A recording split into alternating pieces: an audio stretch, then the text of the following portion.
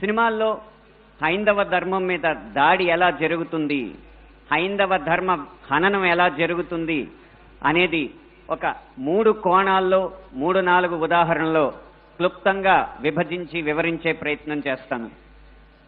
ఇక్కడ దాడి 3 కోణాల్లో జరుగుతుంది.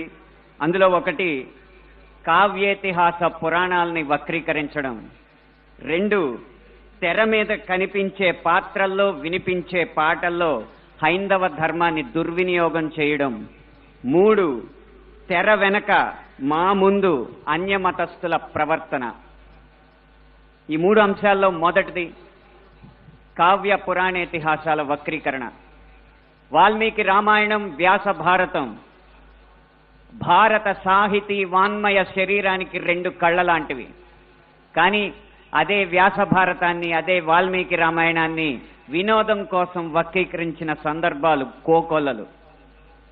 గత కొన్ని సంవత్సరాల ముందు వచ్చిన చిత్రాల నుంచి నిన్న మొన్న విడుదలైన కల్కి చిత్రం వరకు కూడా కర్ణుడికి పాత్రకి అనవసరంగా ఆపాదించిన గొప్పదనాన్ని చూసి ఒక సినిమా రంగానికి చెందిన వ్యక్తిగా నేను సిగ్గుపడుతున్నాను, నిర్మోహమాటంగా చెప్తున్నాను.